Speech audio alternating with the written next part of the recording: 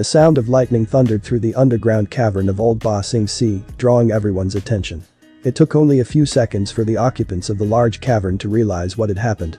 Princess Azula had struck Aang with lightning while he entered the Avatar state, causing Aang to cry out in pain, along with the voices of all the previous Avatars. Azula watched the scene with a feeling of triumph as the Avatar's pained cries rang out like music to her ears. If what she had learned from Admiral Zhao's journals was true, then killing the Avatar while he was in the Avatar state would permanently end the cycle of rebirth. She could only imagine how much easier it would be to conquer the other nations when they learned that no Avatar would be coming to save them, now or ever. She watched on as she expected the Avatar's tattoos and eyes to stop glowing and to see him fall to the ground, but this is not what happened. Aang was in terrible pain. So much pain that he wasn't capable of thinking rationally, for that matter, neither were the spirits of the previous Avatars who were attached to his mind and body at the moment. The only two things that the incarnations of the Avatar were aware of were that they were in excruciating pain and that someone had tried to end the cycle of rebirth. Because they were unable to work with rational thought, they relied on instinct, and instinct told them to get away from the source of the pain and punish the one who had caused it. Now it was a commonly known fact that the Avatar could send his mind and spirit into the spirit realm to commune with the beings who lived there. It is less commonly known that in the Avatar state, the Avatar could open a way into the spirit world and physically enter it, much like the more powerful spirits could physically enter the mortal world. This is what the combined minds of all the Avatars, running on instinct as they were, decided to do. They were intent on either escaping to the spirit world and thereby escaping the pain, or throwing the one who caused the pain into the swirling mass of energy that made the portal, trapping them there as punishment. The second option seemed far more appealing than the first did. You would try to end the Avatar cycle. You would throw away the world's chance of balance. For this you shall be locked in the spirit world forever. The voices of the Avatars all but screamed at Azula. With that statement, the combined spirits of all the Avatars used their remaining strength. The incarnations of the Avatar sent a blast of air that carried Azula into the swirling portal, before giving up the last of their strength and falling to the ground. Aang woke up sometime later, vaguely aware that he was on Appa's back, flying through the sky. Aang Katara's voice called out. He turned to see her holding him closely. "I was so worried," she cried. "We thought Azula had killed you." That's right, she tried to end the Avatar cycle, he thought. But she won't be able to hurt anyone now. She's trapped in the spirit world. This was Aang's last thought before he drifted back into unconsciousness, feeling glad that at least Azula couldn't cause any more harm to the world. What Aang didn't realize was that in the pain-induced panic that had caused him and the spirits of the previous Avatars to open the portal to the spirit world, they had opened it incorrectly. Even in the Avatar state, opening a portal to the spirit world so that one could enter it physically took a lot of concentration, something that both Aang and all his previous incarnations had been lacking at the time. Running on their instincts, they had indeed opened a portal to another world, but it wasn't the spirit world. Shinji sat alone at the campfire he and his companions had made, and he was bored, so very bored. He had been left to guard the campsite while his companions went and scouted out the surrounding area. Shinji didn't even really understand why they had made their camp here. He knew he wasn't very smart, but it seemed to him that it was really stupid for a group of bandits to camp only a mile outside of Konohagakure. He knew the boss had said that ninja would never think to find bandits so close to their village, and that as long as they kept a low profile, they could steal from the people who were traveling to Konoha. After all, anyone who could afford to hire shinobi had to be loaded with money. Shinji still hadn't been convinced, but when the boss said to do something, it was a good idea to do it. While Shinji was thinking about this, a swirling mass of blue energy appeared a little ways away from him, drawing his attention. Out of this mass of energy appeared a girl, dressed in an odd form of armor. She seemed young, maybe 13 to 15 years old. As a bandit, Shinji had learned how to spot telltale signs of someone that came from money. Expensive clothing, or armor, well-kept hair, clean faces or makeup. All these things marked people who had wealth, and this girl had all the signs. He smirked to himself, maybe camping so close to Konoha was a good idea after all. He stood up, drew his sword and started to walk towards the girl that had fallen on the ground. Azula discreetly opened her eyes. She had heard the Avatar's last statement. So she was trapped in the spirit world then. Looking around, but careful not to move enough to alert anything in the area that she was awake, she took in her surroundings. She had read books on the spirit world, and all the descriptions of the place she had read mentioned nothing like where she was. The spirit world she had read of was covered in forested swamps and surrounded by mist at all times. The area she was currently in was forested, but not with swamp trees, but tall leafy trees, the like of which she had never seen before. The ground beneath her was not the kind that would be found in a swamp, but covered in soft green grass, nor was the area covered in mist, but instead was graced by clear air and blue skies. Was she not in the spirit world? Had she been sent somewhere else?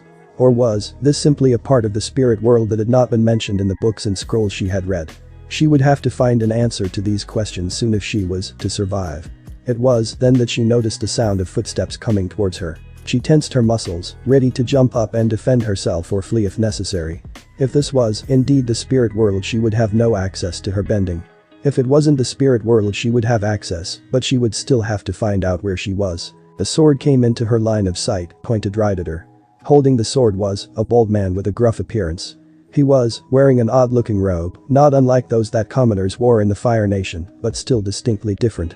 She waited for the man to make the first move, but she prepared to knock the sword away and jump up at a moment's notice. "Hey there, little Haim-chan," the bald man spoke, smirking at Azula. "I don't know how you got here, but if you want to leave in one piece, you'll do what I say. Now how about you hand over any valuables you got on you and we'll talk about how you're going to leave after that." When she heard the man's demand, Azula had to resist the urge to smirk. Spirits had no need of valuables or worldly objects, which meant she was almost certainly not in the spirit world, but someplace else. The man had said Haim-chan before, a term Azula didn't recognize, but the other words were easy enough for her to understand. Now to see if her bending worked. Azula turned over and used her arms to push off the ground, spinning, so that one of her legs kicked the sword out of the man's grip. As she landed, she was pleased to see that a stream of fire had indeed shot out from her foot. She had her bending. Now to find out where she was.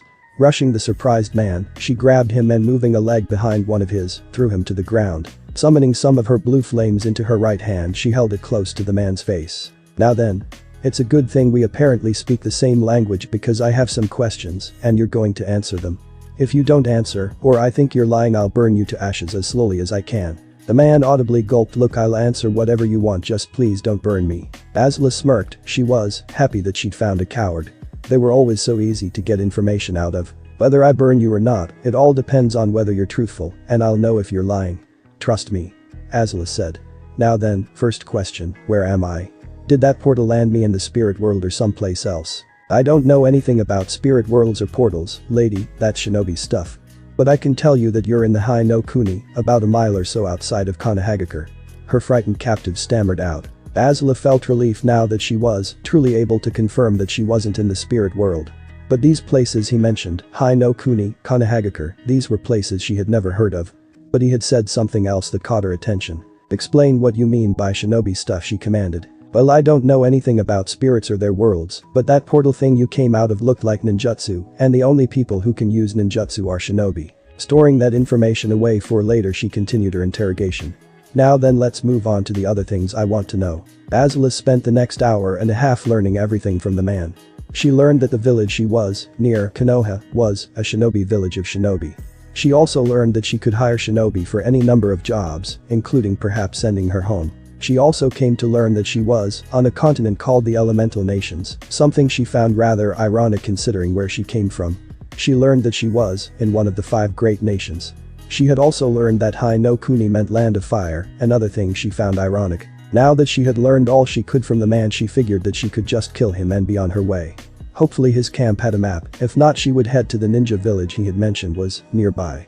As she was about to put this plan into action, she felt someone put a metal blade to her throat. Cursing herself for allowing herself to be so distracted that someone had been able to sneak up on her. "Now how about you let our friend her go, little girl, and maybe we let you live," said a voice in her ear. Shinji breathed a sigh of relief when the girl let him go. He was happy that his friends had come back to the campsite when they did, or he would be dead, he just knew it. Uzumaki Naruto was having the time of his life. He was currently exploring the forests outside of Konoha, and he had to admit the forests were pretty awesome. Here he could play among the trees and underbrush and get away from the glares and whispers that followed him throughout Konoha. Normally the 10-year-old boy wouldn't have been allowed out of the village, but he had come up with a way to distract the 2 guards at the gate. He had set up a smoke bomb trap and set it off where the 2 guards sat. The guards, caught off guard by the attack, had been momentarily incapacitated, and Naruto took the chance to run past them.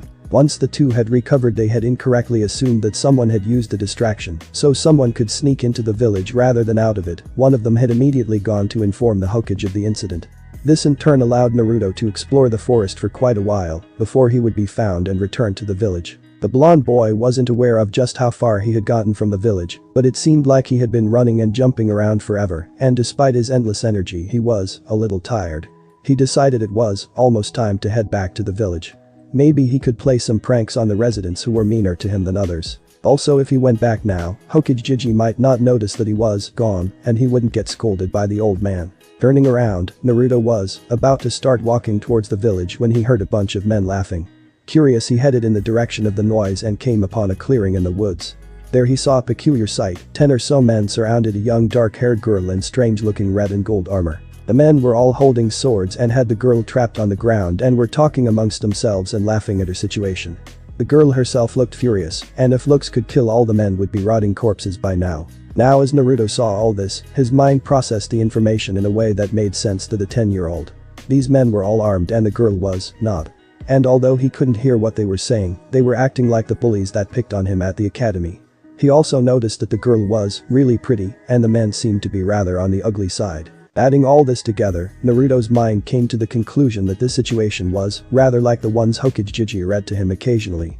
These stories always had a beautiful girl, usually a princess, trapped by ugly bad guys, and they would bully her until the hero came to save her. Then she and the hero would get married and live happily together from then on. Naruto noticed that no hero was there to save her, which must mean that he was supposed to the hero. And if Naruto was the hero, he would have to save the girl. He didn't really know if he could beat 10 adult men, but he had to try. Even if he wasn't supposed to be a hero, he hated bullies. He drew upon his training he had received from the ninja academy and thought back on his taijutsu lessons. He could surprise these men and get the advantage in the fight. So taking a deep breath, he rushed into the clearing with a cry of, "I'll save you, princess." Azula was desperately trying to figure out a way to get out of the situation she was in. She was trapped on the ground by these men and unable to move unless she wanted to be skewered by several swords. She didn't have the element of surprise like she did last time, which meant she couldn't easily get into a fighting position, and even if she could, she wouldn't be able to disarm all the men before they were able to attack her. She was forced to listen as they discussed among themselves what they should do with her. She was under no delusions that simply because she was 14 years old and they were adults that she would be spared the indignity that many women endured when captured. She knew she had to get out of this situation somehow, lest she be forced by these common brutes to do something that would eternally shame her. Just as she was beginning to think it was hopeless and that there was no way out, she heard someone cry out, "I'll save you, princess." As she heard that exclamation, she saw all the men look towards the source of the yell, right as a yellow and black blur flew into one of the men holding her down. The man who had been hit was knocked to the ground as a young boy in a black t-shirt and white shorts threw his foot into the man's stomach. As the boy landed on top of the drowned man, he finished up with a stomp on the man's face, effectively knocking the man out. Everyone in the clearing stared at the boy, wondering what had just happened. Because they had no way of knowing that the boy was a shinobi in training, they were astounded that a child had been able to knock out a fully grown man. The boy turned to face the rest of the bandits and with a determined look that most would find cute rather than intimidating, said, "Leave her alone or I'll beat you all up." This declaration broke the trance that bandits had been in, making them all laugh loudly at the boy. The leader of the group spoke up. "Oh, that's funny, brat. You may have knocked out that idiot Shinji, but you only managed to do that because you had the element of surprise. You don't have that anymore, and we're all armed, and you're not. Besides, it's 9 against 1. Tell you what, because I like your attitude, I'll let you go. So run home to your parents and we won't cut you into pieces." Once the leader had said this, he and the rest of the bandits broke out into another bout of laughter. Azula, however, noticed that they were all too distracted by the boy's presence and little declaration to hold her down with the threat of their weapons now. Never one to miss an opportunity, Azula sprang up and blasted the closest man with her blue flames, burning him from his upper body to his face. The man's cry of pain brought the attention of the other bandits to her, but by the time they began to react, she was already sending another fireball into the faces of 2 more bandits via her fists. Forgetting about the boy, the 6 bandits that were left standing advanced on Azula. She noticed they were being extremely cautious in their advance, which showed that it learned to fear her abilities already. Good. Enemies that were fearful often were easy to manipulate into making mistakes. Sending a fire-imbued kick to a man on her left, making him yelp in fear and jump back to avoid the attack, Azula dropped to the ground and swept leg around to send flames at the feet of 3 more attackers on her right. As the sweeping flames hit their feet and legs, they screamed and fell to the ground as Azula rose back up to a standing position and threw a fireball at the man on her right who had dodged her previous attack. This time the man was unable to avoid the blue fire as it hit him square in the chest, setting his clothes ablaze. The man screamed out in fear and pain and fell to the ground and started to roll around, trying to extinguish the blue fire that had covered his body. Azula jumped backwards in order to dodge a sword strike by one of the men who had yet to be burned. The man, surprised that his strike had missed, leaned too far into his attack, throwing him off balance. Azula took advantage of this and sent a kick into his back, sending the man to the ground. Turning to the men whose legs had been burned, she saw them struggling to get up. She sent another sweeping flame attack with foot at them, this time aimed at their faces. The attack hit the men and killed them almost immediately. Azula looked back at the man she had sent to the ground with a kick to see him also trying to get up. The bandit had enough time to look upwards right as Azula sent a ball of blue fire into his face, killing him as well. Turning to the last bandit, the leader, she idly wondered why he hadn't attacked her yet. She got her answer as she saw him trying to pry off the blonde child, who had apparently jumped onto the man's back. She watched halfway amused as the boy rained punches down on the man's face from behind. The bandit finally succeeded in dislodging the boy from his back and was about to slash the child with his sword when a knife suddenly lodged itself in the back of his neck, killing him. As the bandit dropped to the ground, 4 figures appeared in the clearing. Each of them were wearing the same outfit, which consisted of grey armor, black pants and animal-themed masks. There was something about this group of people that sent Azula on edge. She could tell they were dangerous, very much so. She got the distinct impression that if she made a wrong move, they could kill her easily. One of the masked individuals stepped forward, a woman if the body figure and long purple hair were anything to go by. The woman spoke in a voice that was only slightly muted by the mask. By order of the Hokage of Konohagakure, lay down any arms you have and surrender yourself to us. We will take you into custody and you will be questioned as to what happened here. Azula tensed, ready to flee or engage in another fight if necessary, when the child spoke up. Anbu-san, please don't treat her like that. She helped me. She was being attacked by these bullies, and I wanted to help her, so I attacked the bad men. But they were too strong for me, but she saved me. The masked woman looked at the boy. I see. Nevertheless, Uzumaki-san, we shall have to take her with us. Even if we don't take her into custody, Hokage-sama will want to speak to her. Azula narrowed her eyes in thought. She had learned from her little interrogation session with the bandit earlier that the Hokage was the man who ruled Konoha, the shinobi village. She also had learned that if anyone was able to get her back to her home, it would be a shinobi. Perhaps she could turn this to her advantage and negotiate a way to get home with this Hokage. Speaking up, she said. I will offer no resistance and will go with you willingly to meet this Hokage, as long as I am not harmed. I am not your enemy. The masked woman nodded and said, very well. We will escort you and Uzumaki-san back to the Hokage. Turning to one of the other masked individuals, she said, check the others for survivors. If there are any, bring them to Ibiki. We need to know what they were doing so close to the village. The masked man nodded and began looking over the bodies before picking up the one that the golden-haired child had knocked unconscious. The woman turned back to Azula. I will warn you now, try anything funny and it will be the last thing you ever do. The tone of voice the woman spoke in left no room for doubt in Azula's mind that they would make good on that threat. Don't worry. She replied. I'll be on my best behavior, I promise. Good. Now if you and Uzumaki-san will follow us, please. She waited for the boy and Azula to get closer to her before she signaled her 2 teammates who had their hands free of captives to surround Azula and the boy. Once they had done so, they headed off into the forest. The group had led them to a high-walled settlement, Konohagakure, Azula assumed. They were led through a rather large wooden gate and down a street full of foot traffic and shops. Azula didn't have much time to observe what the shops were selling or take in any of the sights, as their escort ushered them towards a tower in the center of the village. Once they had reached the tower, they were led inside and up a flight of stairs to a large set of doors. The masked woman opened up the doors and let their charges inside. Inside the office was a large desk, and behind it sat an aged man wearing red and white robes. He also wore an odd-shaped hat that was completely red, save for the white cloth that hung down in the back and a small white triangle in the front. In the white space was a form of writing that Azula was unfamiliar with. She also noticed that he had a pipe in his mouth. Hokage-sama, I have brought Uzumaki-san as requested, also this woman was with him. Spoke the masked woman. I see. Thank you, Nico-san.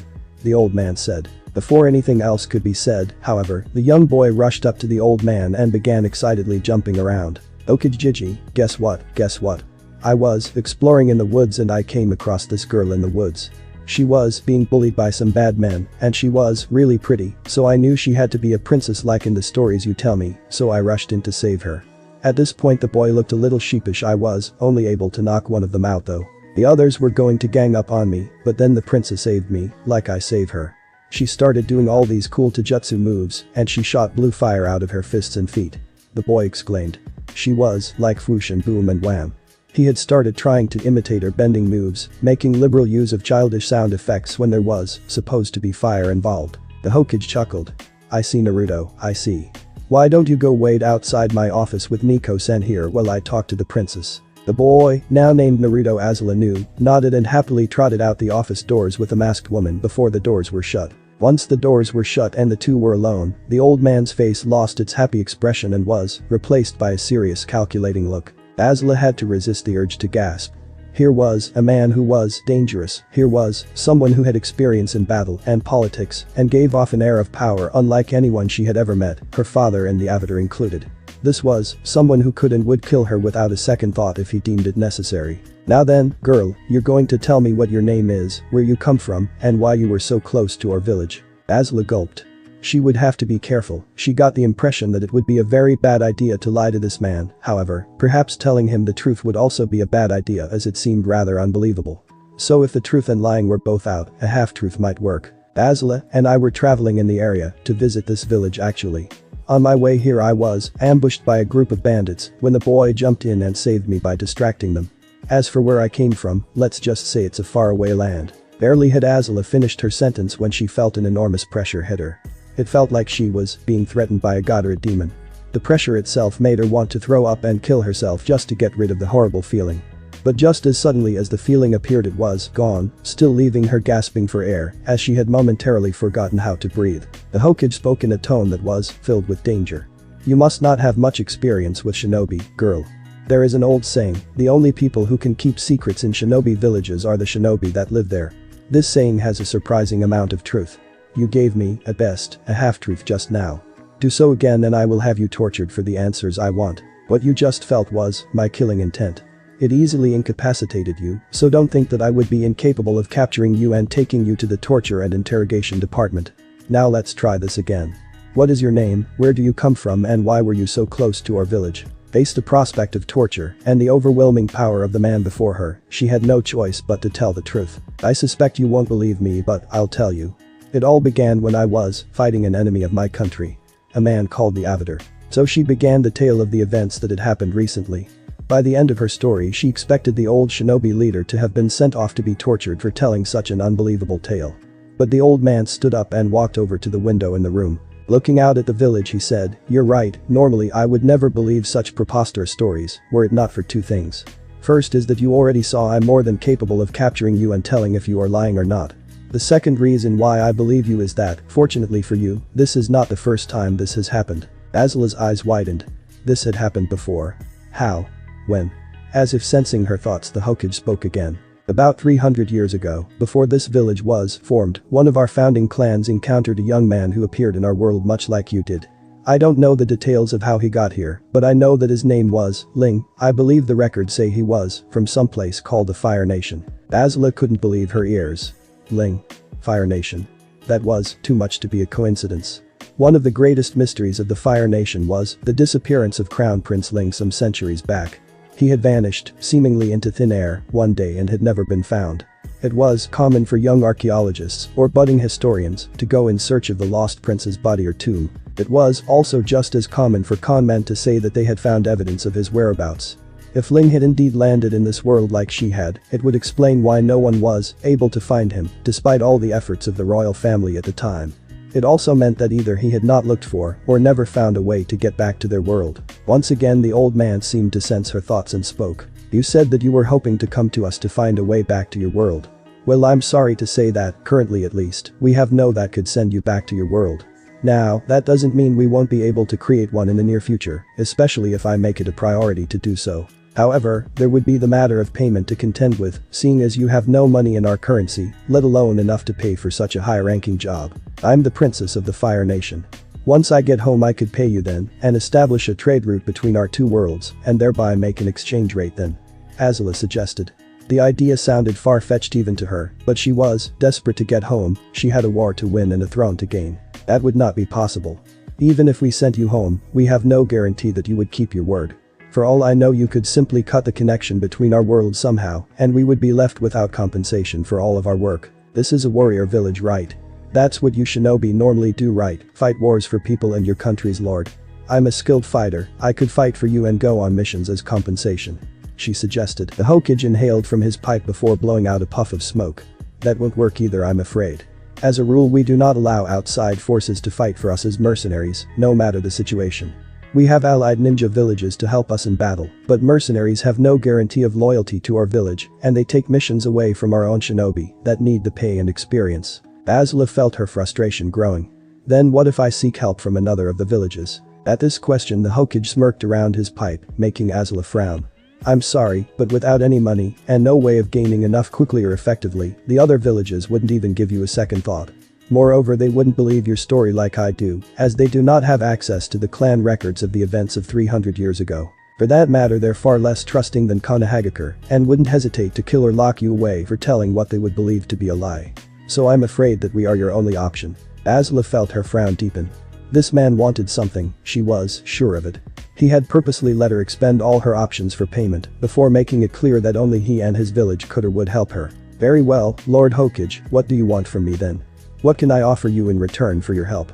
She all but spat out. The Hokage chuckled. Direct, eh? Very well, I'll be direct then as well. I mentioned before that a man came from your world. The clan that found him was the Senju clan, one of our founding clans. Normally, clans are allowed to keep records and histories and techniques to themselves, save for those that would prove dangerous to the village as a whole. In this case, however, our first leader, the Shodaime Hokage Hashirama Senju, felt it important that all the Hokage that came after him would have access to this particular record in case it ever happened again. He also felt it important because it also pertained to one of our closest allies at the time. He stated. He paused to look at Azula, seeing her take in the information and wait to see what it had to do with her situation. Seeing her remain silent, he continued on. You see, when Ling was discovered by the Senju, he was taken in by them and lived among them. He eventually married a member of the clan, and he and his family formed their own clan, known as the Uzumaki.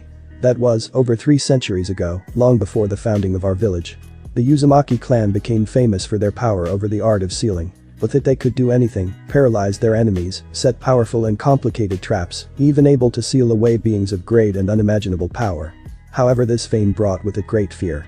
The enemies of the Uzumaki clan banded together and destroyed them several decades ago. Despite our alliance with the clan, our village was unable to do anything to help. We were able to protect the granddaughter of the clan head, who was living here in Konoha though. She died almost 11 years ago, after giving birth to a son. The boy you met earlier today. Azula's eyes narrowed. She could already see where this was going. Let me guess. She said. You want me to look after the boy? That is correct. You see, due to certain circumstances of his birth, he is often hated and mistreated by the people of this village, and even though he is an orphan, he had to be removed from the orphanage and placed in his own apartment. Because of the same circumstances, no one has been willing or able to adopt him. I see. Azula replied. Since you want me to look after the boy, I feel I should know what these circumstances are then. It was only fair she felt that she knew what she was getting into if she agreed to this deal. The Hokage's face took on a look of absolute severity and authority. Know this, girl, what I'm about to tell you is a secret of the highest order. If you speak of it to anyone who is younger than 20, or tell the boy, or tell anyone from outside the village this information, I will know. And I will have you imprisoned and tortured to death over quite a long period of time. Do you understand? Azula nodded to show that she did. She didn't trust her voice as she was struck with the same fear that had gripped her earlier. Very well, said the Hokage. On the night he was born, a great demon, the Kyuubi no Kitsune, or nine-tailed fox, attacked our village. The man who was my successor, the Yondaime Hokage, battled the beast but was unable to kill it. So instead he sealed it away within Naruto. His last wish was for the boy to be seen as a hero. However, the fear of the beast and the sorrow of the losses we suffered that night have led most of the population to see Naruto as a monster. So the vast majority of the population shun him and often ignore his very existence. I have no doubt they would try to hurt him had I not made the penalty for harming him, death. Make no mistake though. The boy is no demon, he is as human as you or I. He is not the first person to have a demon held in them, nor will he be the last. Azula was utterly stunned. This was quite a lot to take in. That hyperactive, foolish, and overly happy boy she had met in the woods held a demon inside of him. Had she been told this in any other situation, by anyone else other than this terrifying man, she would have laughed at such a ridiculous story. Still half in shock, she looked at the aged shinobi leader and asked him the first question she thought of. Can he use the demon's power? The Hokage considered his next words carefully. He may have access to the Kyuubi's power later on in life. Most Jinchuriki, like him, are used as super soldiers, army killers and the such. They are trained to use the power of the demons within themselves to increase their strength, speed, and healing to godlike proportions. I do not plan to have Naruto trained to use his demon's power for some time though. I want him to have as normal a childhood as he can, or at least what's left of it," he said. "I understand," Azula said, filing away the information for later. "So if I agree to look after him and live with him, will you help me get home? If you agree, I will do my best, and ninjutsu masters search for a way to get you home. They won't be able to work on it at all times, but I will see to it that they do devote quite a bit of time to the task. Azula thought about it, she had no idea what this new world was like, other than what she had already seen. She did know, however, that she was woefully unequipped to survive in it at the moment. This deal was not what she had in mind for a type of payment, nor was it particularly appealing, but it was a way to get her home. It wasn't like she had many options at this point either. "Very well, I accept. I will look after the boy for as long as I am here, and your men look for a way to get me home." The Hokage smiled. "Oh good. I was afraid you were going to refuse. I would have had you either killed or a memory eraser seal placed on you had you refused. We can't have someone wander our world if they know our greatest secrets and hold no loyalty to us." This statement made Azula glad that she had indeed accepted, but it also made her rather angry. "Now then," the Hokage said. "I list you as a citizen of Konohagakure under the name of Uzumaki Azula. I'll move you and Naruto into a larger house than the one he's currently living in. I will also see to it that all your living expenses are taken care of until he becomes a ninja or you are able to find a paying job. You're a bit young, but I recommend that you join the police force. It's made up of shinobi and civilians, and as of recent years they are in desperate need of manpower. That combined with a recommendation from me, and I have no doubt that they would accept you." Turning to look at one of the corners of the room, the Hokage said, "Kuma-san, would you be so kind as to have Nico-san and Naruto-kun come in?" The previously empty corner shimmered for a moment before revealing a man in a hooded black cloak and wearing a bear mask. The man walked over to the door and called the two people in. He then returned to the corner he had been standing in and made a few signs with his hands and vanished once more. As Naruto and the masked woman called Nico entered the room, Naruto called out, "Well Hokage Jiji, what do you think of Homana-san? She's pretty cool, right?" Azula raised an eyebrow. This was the second time someone had called her home. First it was the bandit she had met after being thrown into this world, and now this boy. The Hokage chuckled at the boy's enthusiasm. "You're right Naruto, she is quite an interesting person. You're also right to call her a princess. She is the daughter of a king from a distant land." The boy went wide-eyed. "Really? I knew it. Someone as awesome and pretty as her had to be a princess. It's just like the stories you used to tell me." Azula smirked at the boy's praise. She thought it odd that there were some people in her own land that didn't recognize her as the heir to the throne, unless she told them, or she was surrounded by her attendants, yet this boy from another world thought it obvious that she was royalty. Perhaps it was the royal ancestry, however distant, that flowed through his own veins that called to him and alerted him to her station. It also explained the boy's talent for fighting that he had momentarily displayed in the forest when he knocked out one of the bandits. It was only fitting that a descendant of the lost prince inherit the innate skill that all the royal family seemed to possess. Even her older brother Zuko, for all his failings, possessed some natural fighting talent. Azula was brought away from her thoughts as the Hokage spoke again. "You're right Naruto, but not only is she a princess, she is also a very distant cousin of yours." If it was possible, the boy's look of awe and wonderment only increased. "You mean she is my family?" Naruto all but shouted. "That's right, Naruto. But she isn't closely related to you, but she does share a common ancestor with you. Now why don't you be polite and show her some manners and properly introduce yourself?" the Hokage said. Naruto nodded eagerly before running up to Azula. He gave a small bow before saying, "My name is Naruto Uzumaki. It's very nice to meet you." Azula gave the Hokage a sideways glance to see him nod at her. Turning her attention back to the golden blonde boy, she gave her own small bow. "My name is Azula Uzumaki," she said, remembering the name that the Hokage had given her. "It's very nice to meet you as well Naruto." Naruto's smile widened when she said this. He was incredibly happy that not only had he saved a princess, but she was also his distant family. "Now Naruto, I have one more surprise for you," said the Hokage, calling their attention back to him. "I'm moving you into a larger apartment now, and young Azula is going to look after you and live with you for the foreseeable future." Naruto's eyes widened once again, and he looked like he had just found paradise. "No way," he exclaimed. "This is going to be awesome." "I'm glad you think so, Naruto," the Hokage said. Looking towards Nico, he said, "Nico, would you be so kind as to lead young Naruto and Azula here back to his apartment and help them pack his possessions? Afterward I would like you to take them to this address," he ordered, handing the masked woman a piece of paper with the proper address written on it. He also handed her a note. "Give this note to the landlord, it explains all he needs to know about the situation and will let him know this is being done by my orders." Taking the pieces of paper, Nico nodded. Of course Hokage-sama turned to Azula and Naruto, who was bouncing around. Azula excitedly said, "Please follow me, Naruto-san, Uzumaki-sama." With that she walked out of the office with both Azula and Naruto in tow. As the Hokage watched them go, he wondered if he had made the right decision by telling Azula about Naruto's secret and making her agree to live with the boy. One thing was certain though, with a proud girl like Azula and a hyperactive boy like Naruto living together, things in the village were going to get a bit more interesting. Azula looked at the building in front of her with disdain. She had been left outside the apartment building while Nico and Naruto had gone inside to get his things, leaving her with plenty of time to observe the apartment complex. This is where Naruto, her distant relative, had been living. The building wasn't run down or poorly built.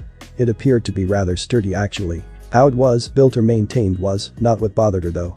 No, what bothered Azula about this building was that it was, in her opinion, unfit for nobility.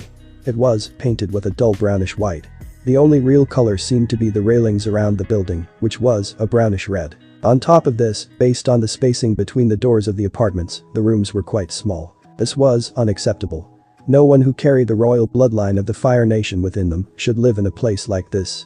Naruto may not resemble a member of the royal family at all, but the blood was in his veins. Azula found herself glad that the Anbu woman had led them here to gather Naruto's possessions and move to a more suitable dwelling, and not to move her into this building with him. While Azula was in no position to complain about her living conditions or spurn any offer of hospitality that was given to her by the leader of this village, she could safely say that had she been forced to live here, the apartments would have gone up in flames within a week. She could only assume that Naruto had endured living here because he was either unable to live anywhere else or because he was simply ignorant of how someone with noble blood should live.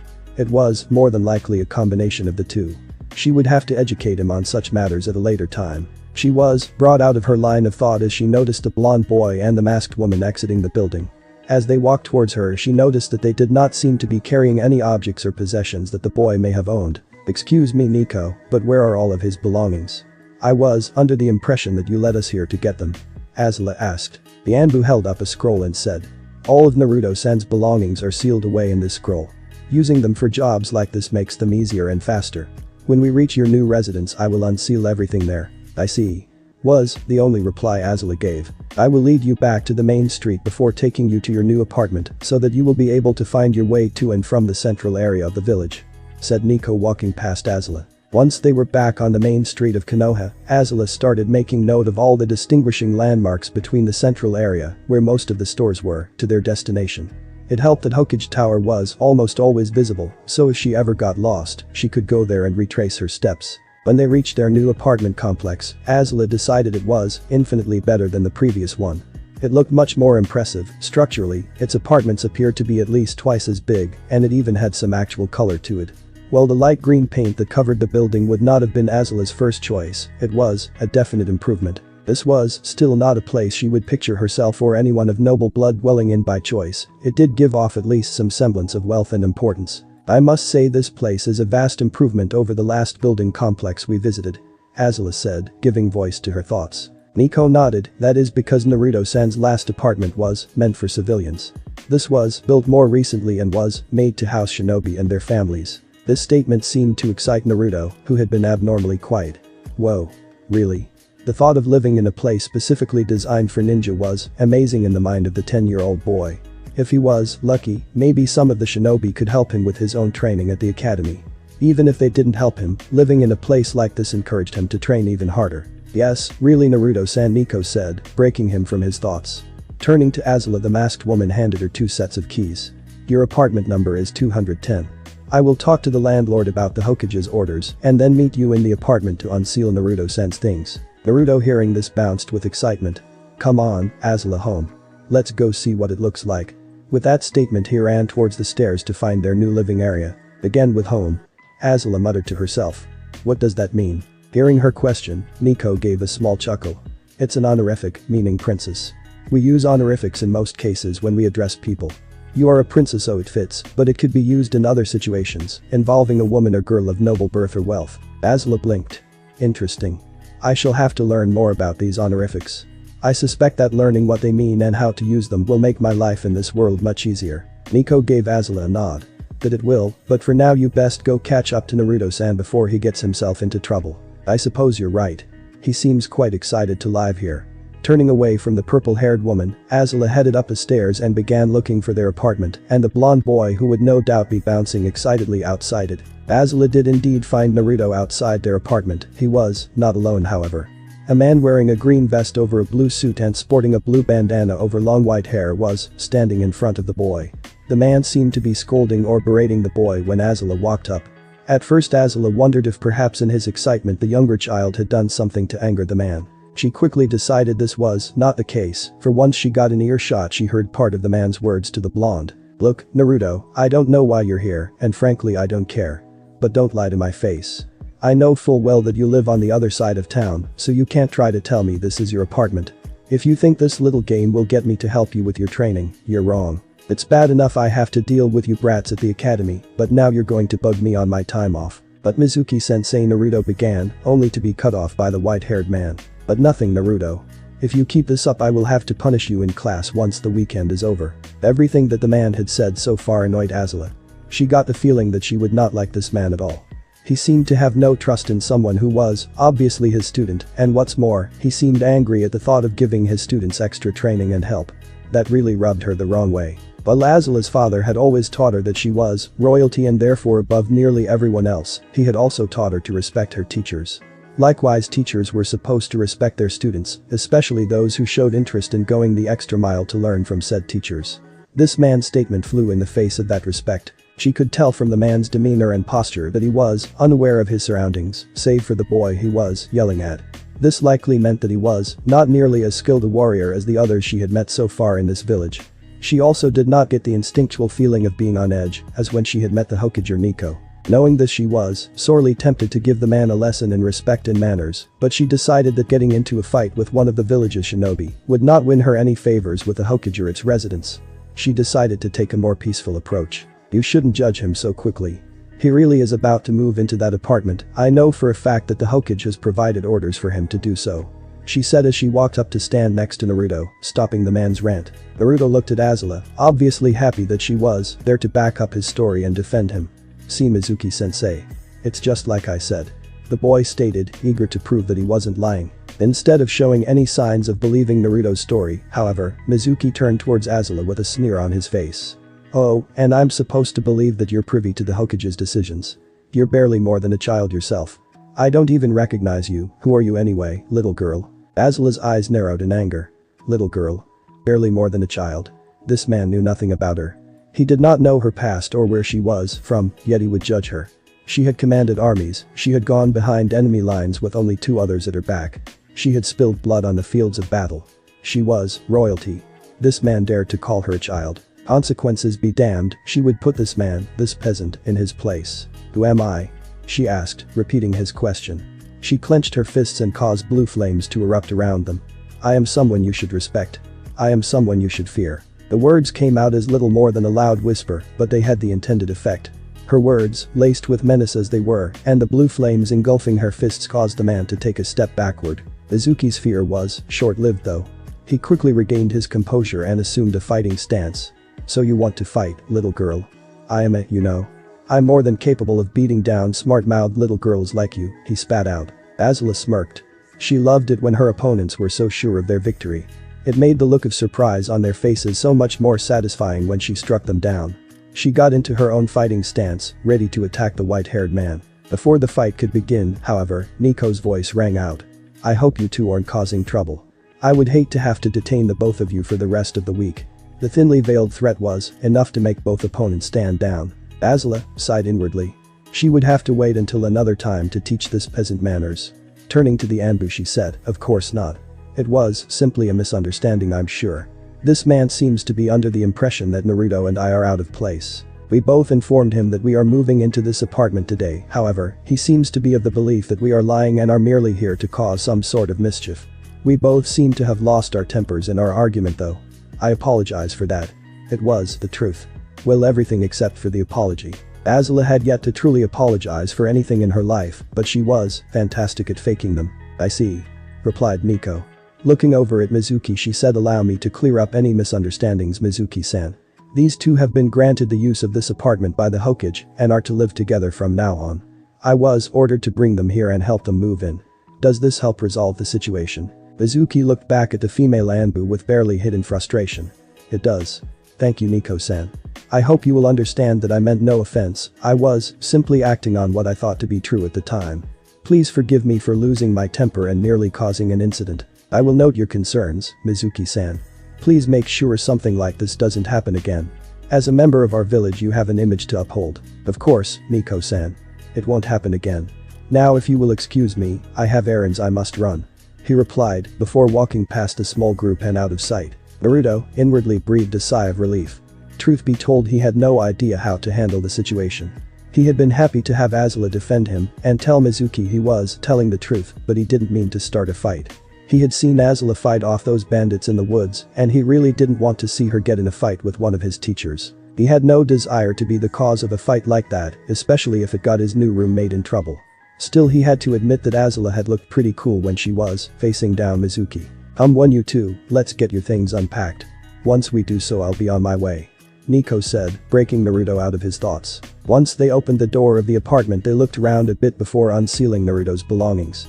The apartment consisted of 2 bedrooms, 1 bathroom, a living area, and a kitchen that doubled as the dining area. When they unsealed Naruto's things, Azula was surprised to see that he had considerably less material objects than she imagined.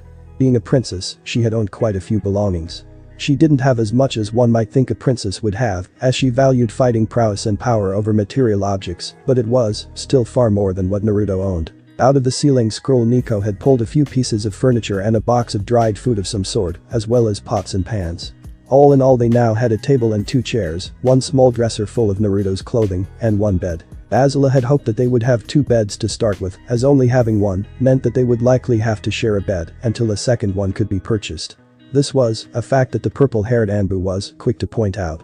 While Azula was not appalled by the idea of sharing a bed with a younger boy, she wasn't for it either. She wasn't embarrassed about sharing a bed with a boy like some girls her age might have been, as she knew it was out of necessity. It also helped that the boy in question was too young at the moment to have thoughts about what could be done with a girl in bed. That being said, Azula was used to having her own bed. She enjoyed having her own bed, it was one of the few places where she could relax and not have to keep up her image of the all-powerful daughter of the Fire Lord. She was glad that his bed was easily large enough for the 2 of them to share comfortably, however, if Naruto hit a growth spurt anytime soon that might change. Once they had finished moving all the furniture to its designated spot, the 3 people took a moment to observe their work.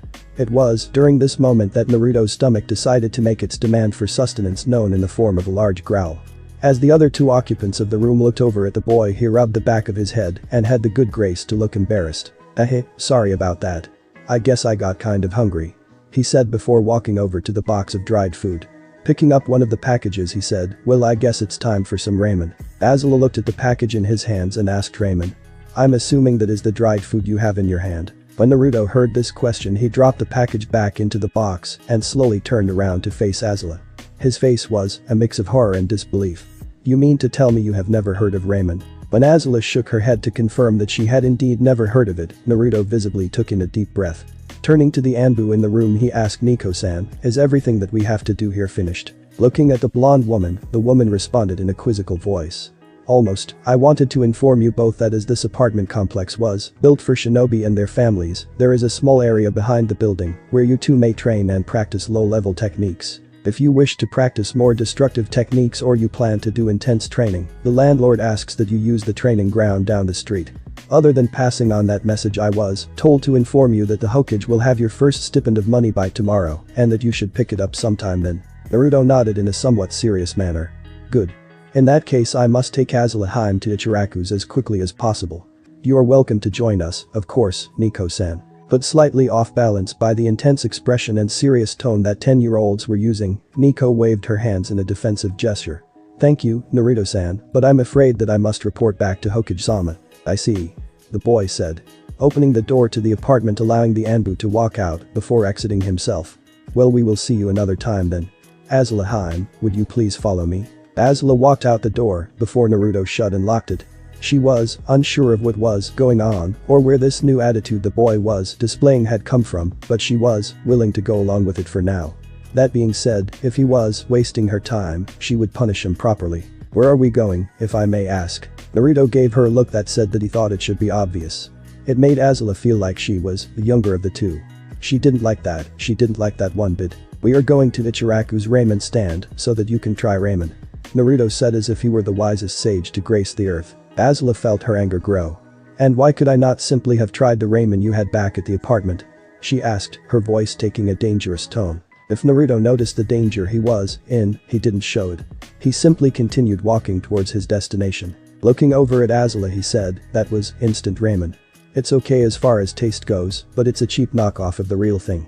If you're going to try ramen for the first time, I'm going to make sure you have actual quality ramen. Azula felt her anger grow a little more. She understood the need to have quality things in life, she was princess after all, but she was also tired and all but spent from her ordeals over the last few hours. She was hungry enough that she would eat anything edible regardless of quality. She also wanted to make prompt use of the bed back at the apartments. It was almost night anyway, they should be getting ready to rest, not going back into the village. Listen, boy, if this little excursion you're taking me on isn't well worth it, you will be punished properly. I can and will singe your pants off. Am I understood? Azula growled towards the younger boy. Naruto looked a little taken aback, but he also seemed to understand what she was feeling. He continued walking onward with her in tow before stopping at a small building. It looked like one of the restaurants one would find dotting the streets in the Fire Nation during festivals. We're here, Naruto said. This will be worth the trip, I promise, Azula Haim. As he said, he took a step into the small stand and sat down on a stool before motioning Azula to do the same. Reluctantly she complied. The girl appeared from the back of the shop. There was nothing really noticeable about the girl. She was of average height and size, had brown hair and wore an apron over her clothing. Oh, Naruto-kun. Good to see you. The girl exclaimed. Before turning her attention to Azula. Who's this? A friend. Naruto grinned and laughed. Yep. This is Azula Haim. She's a princess from another land. She doesn't have anywhere to go though, so Hokage has her living with me. It turns out we were distant relatives too. Turning to Azula, Naruto said, Azula Haim, this is Ayame Ichiraku. She and her dad are some of the nicest people I know and they are without a doubt the best ramen chefs ever. Thanks Naruto. That means a lot to us. Said a voice from the back of the stand. An older looking man walked out to reveal that he was the one who had spoken. He, like his daughter, was plain looking and had no remarkable features other than this apron and short dark hair. Nodding in Azula's direction he said, it's nice to meet you Azula-sama. Azula nodded back. It is nice to meet you as well. Naruto chose this point to speak up again. Azula Haim here has never had ramen, so I thought I'd bring her here to try the best ramen there is. Well then, said the man, let's get her some ramen. What kind of Azula-sama would you like? Azula had no idea what kinds they offered, and while she was able to speak the language of this world, she found that their writing was completely different from that of hers, so she could not read the menu.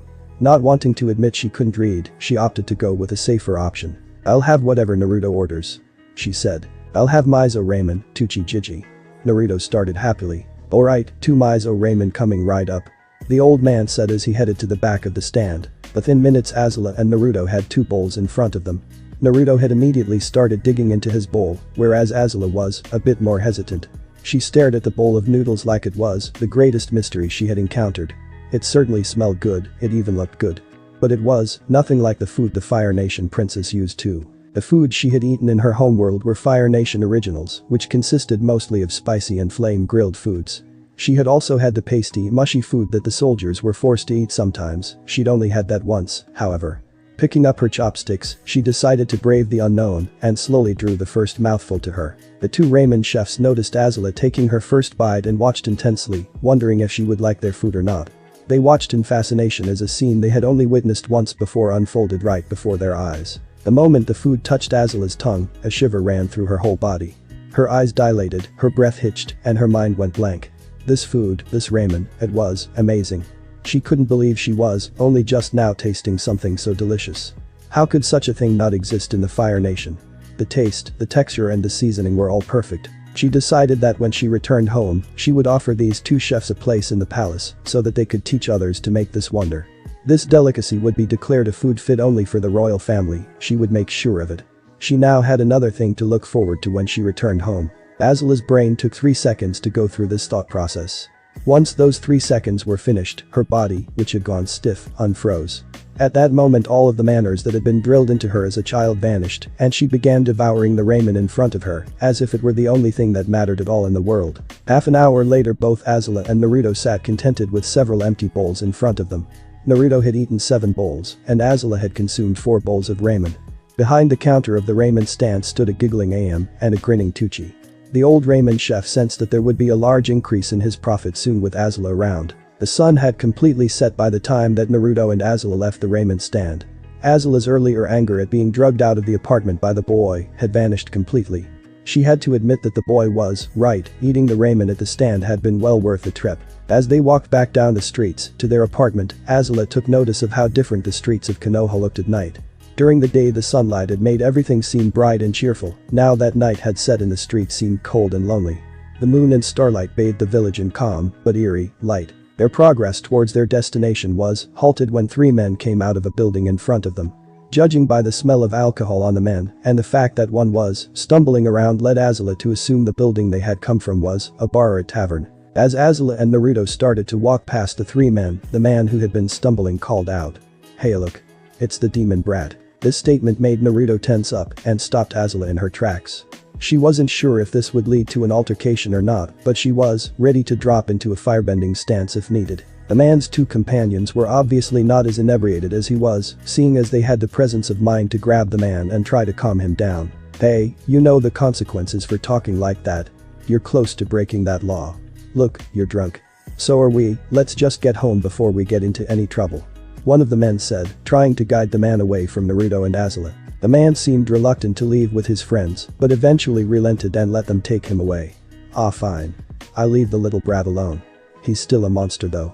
With that statement the 3 men walked off into the village. Azula was to see the men walk away. She found drunks distasteful in any situation. This particular incident could have become volatile quickly though. It was obvious that the men held hatred for Naruto, and although the Hokage had said the penalty for attacking him was death, she knew that the rationality of someone who was drunk was limited at best. It also would have been annoying to answer questions about why she had left 3 charred corpses in the middle of the street. The Hokage would likely not have found such a thing amusing. As she started to resume her walk to the apartment she noticed that Naruto was standing still. Stopping and looking back at him, she saw he was looking at the ground, a sad and confused expression on his face. "Are you alright?" Azula asked, knowing full well that he wasn't. "Why?" Naruto asked. "Why do they call me that? I've never done anything to them. Why do they say I'm a monster?" Azula recognized his facial expression and his tone of voice. He was feeling the same way she had when her mother had called her a monster. Sighing inwardly, Azula walked up to the boy and bent down to his level. In an act of compassion that surprised Azula herself, she reached out and cupped his cheek. Making him look up at her, she looked him in the eyes before giving him the same explanation that she had given herself years ago when her mother called her a monster for the first time. "They treat you like that, they call you a monster because they fear you. They see that you have power hidden away inside you. They know that the power you have will outshine all of their own power. This makes them jealous and fearful. Their fear turns to hate and makes them lash out at you. They will always fear you for your power, and as it grows so will their fear." "I see," the boy answered sadly. "So that means I'll never have any friends if I get stronger. Why should I be a ninja then? I don't want even more people to hate me." Azula smiled and put a hand on his shoulder. "Listen, Naruto, don't give up on being a shinobi or warrior because of their fear. They will grow more fearful as your power grows, yes, but you will also find others who will respect and love you for that power. I know what the burden of power is like. My own mother thought I was a monster when I was your age. But I became determined to be even stronger. I found friends that liked me and people that respected me. You can do the same. Know this, even if all the people in this world come to hate and fear you for that power, I will never do so. I will always respect you for it." This statement seemed to cheer the boy up. He looked at the older girl in front of him and gave her a smile. It wasn't like the smile she had seen earlier, those were from excitement and energy. This was a smile of true happiness. "Thanks, Azula Haim. I promise that I won't ever fear you or hate you either. I promise I'll always be by your side, both because I will respect your power and because you're a really nice person." Naruto said this with a cheerful tone, but Azula could tell there was more behind it than just simple joy. His words carried a strange weight to them, the like of which she had never felt. She was unsure how to react to his words, so she just nodded and stood back up. The 2 managed to make it back to their apartment without encountering anyone else. When they got to their door they noticed a small package waiting for them. Naruto picked up a note that was attached to the package and read it out loud for Azula's benefit. Apparently it had been left for them by Nico. The purple-haired Anbu had taken it upon herself to purchase a set of pajamas and several changes of clothes for Azula. The woman was not sure of Azula's exact size, but based on what she had observed the clothes would work until more suitable ones could be found. Once Naruto and Azula were inside and had locked the door, they each went to their separate rooms to change.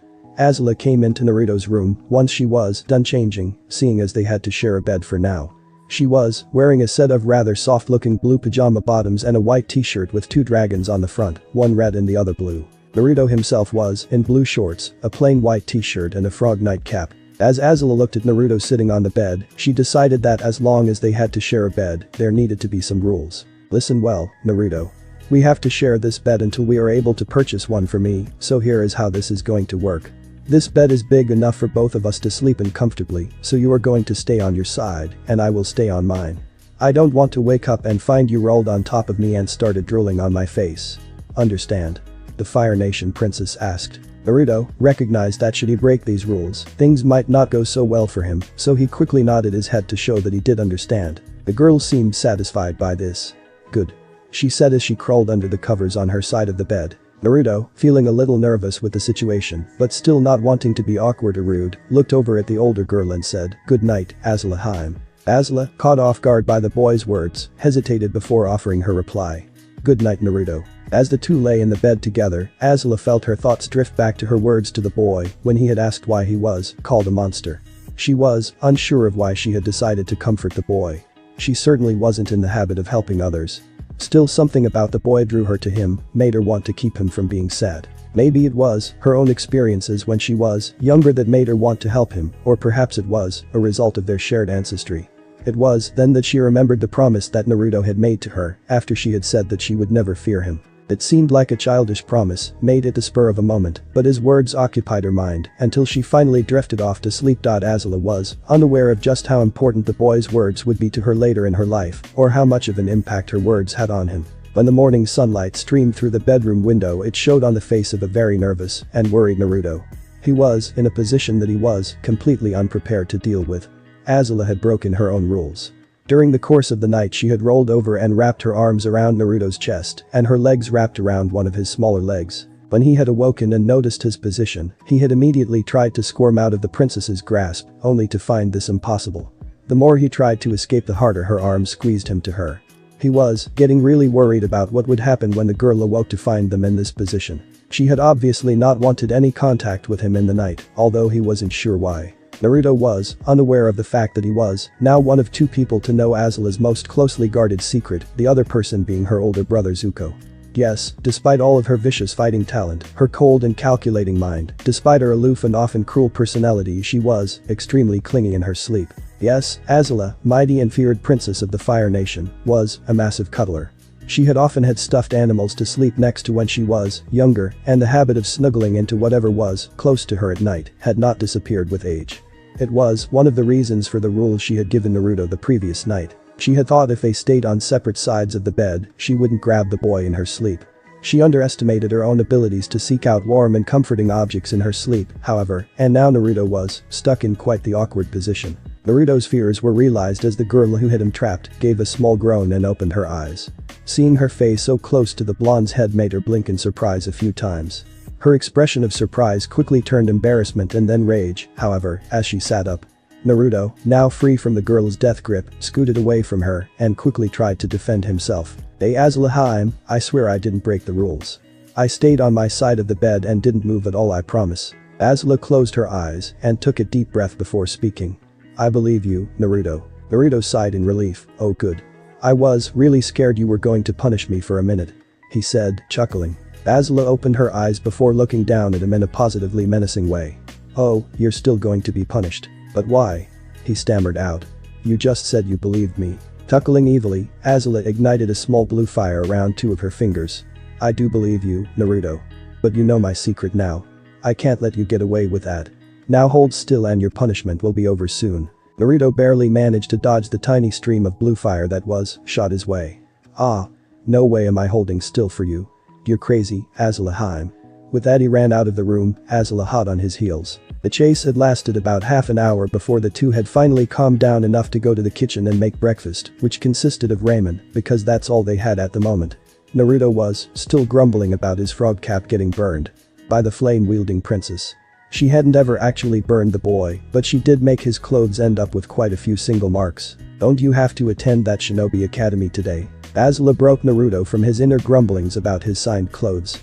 He looked up to see her staring quizzically at him from across the table. No. We have the weekends off from class. I'll have to go tomorrow though. He replied. I see. What exactly do you study there? She asked. Oh, lots of stuff. There's the boring stuff like history and maths, but we train in lots of cool stuff too. We learn how to use kunai and other weapons, as well as ninjutsu, as well as taijutsu. The jutsu? Azula was familiar with what ninjutsu was supposed to be after her discussion with the Hokage the previous day, but she was unfamiliar with what taijutsu was. Oh, I guess you could call it hand-to-hand combat. It's like those cool fire moves you used against those bandits yesterday. Although my taijutsu is one of the worst in the class. I wish I could learn your fighting style, it was awesome. He said. Perhaps you can. Azula replied. It's a long shot, but all the members of the royal line have been able to use firebending. It's possible that as a descendant of the royal line you can use it as well. Azula stated. She had to resist the urge to laugh as she saw the look of pure glee that appeared on the blonde's face. Really? Alright. When can I start learning? He shouted enthusiastically. Azula smirked. Hold on. We have to see if you can fire the bend first. If so, I'll begin teaching you immediately. Now go get dressed and we can head to the training ground down the street. Naruto was running to his room to change into his day clothes by the time the words get dressed left her mouth. Azula herself walked back to her own room to change. She decided to wear her firebender outfit rather than put on the new clothes that Nico had gotten her. She didn't know how this training would go and she didn't want the clothes to get ruined if they were less durable. As she walked out of her room she noticed Naruto bouncing by the front door, eager to go. Walking past him and out the door, she headed to the nearby training ground. Naruto bounced beside her the whole way. The training ground turned out to be a small circular area of grass, rocks and a small pond. There were a few trees around it as well. While it wasn't what she used to train around, it would suit Azula's purposes for now. She walked up to one of the trees and plucked a leaf from it. Walking back to Naruto she said. What I'm about to show you is a lesson that beginner firebenders learn in order to increase their control over the element, but it's also a safe way of testing whether you're capable of bending. I'm going to put a small ember into the center of the leaf and then hand it to you. I want you to focus all you can on keeping the fire from spreading. Naruto looked at her curiously. How do I do that? With your will. You must let the fire not spread. If you are able to control it with your will, the fire will spread, but slowly. If you can't, it burns the leaf to ash almost immediately and it will mean that you are unable to fire. Azula said. She noticed Naruto looked a little nervous. It was understandable, many people were nervous when they tried to find out if they could bend. A few were lucky to discover it by accident when they were young, but most had to go through tests. Looking down at the blonde she asked, are you ready? Naruto gained a look of determination. I'm ready. There's no way I'll fail, you'll see. Azula smirked. She liked his confidence, it spoke of his Fire Nation heritage in her eyes. She also hoped he was able to fire a bend. She didn't tell him, but this would determine whether he was truly of royal blood in her eyes. Placing her thumb on the center of the leaf, she ignited a tiny ember in it and quickly handed it to Naruto. Taking the leaf from Azula, Naruto stared at the leaf. Already the center of it was glowing red and spreading outward. He started concentrating on the fire inside the leaf, willing it to stop. He stared at the spot where he wanted it to stop spreading, and inside him, he felt a strange sensation. It felt like a pull. No. Not a pull, it was a surge. That was the only word that described the sensation. It was power surging in him. Azula watched as the fire slowly stopped spreading towards the edges of the leaf. This was astounding. She had hoped Naruto was a bender, although she would never admit it, she wanted the connection that it would provide if he could fire a bend. Yet, she could never have hoped to see this. Most beginners were only able to slow the spread of the fire. Naruto had stopped it completely. She reached out and took the leaf from him and turned it to ash herself. Looking down at the blonde she gave him a genuine smile. Congratulations, Naruto. You are not just a firebender, but you seem to have an innate talent for it.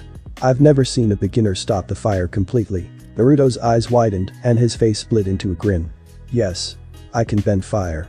Does this mean we can start training now, Azula? He asked, his enthusiasm obvious. Azula nodded yes. We can begin now. Naruto let out a giggle of excitement. Alright. Now I'll be shooting fire out of my hands by the end of the day. At this statement Azula's face took on a more serious look. Naruto. Listen to me. I am going to train you, but you must follow my every command. No matter what. If you disobey me even once, I will cease your training immediately and never continue it. Do you understand? The boy's face lost its joyful expression, but he gave her nod showing he understood. Good, said Azula.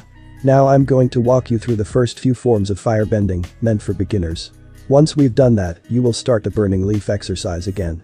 Then we will go back to learning the beginning forms and then repeat. What? He asked, confused. I thought I already mastered the burning leaf. Azula shook her head. You have proven that you have naturally great control of fire, but you haven't mastered it.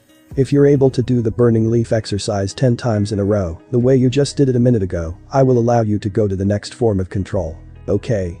But how long do I have to spend learning the beginning forms? I want to be able to shoot fire and fight like you. Azula smirked at him. Until I'm satisfied that you know them well enough to move on. Now watch me and repeat my actions and motions. She said, getting into a firebending stance. The two of them spent almost the entire morning running through the exercises. Naruto could already tell that Azula would be a hard and strict teacher, but she would be a good one as well. As he went through the first forms of firebending beside her, he couldn't help but be glad that she had come into his life, and he hoped that she would never have to leave it either.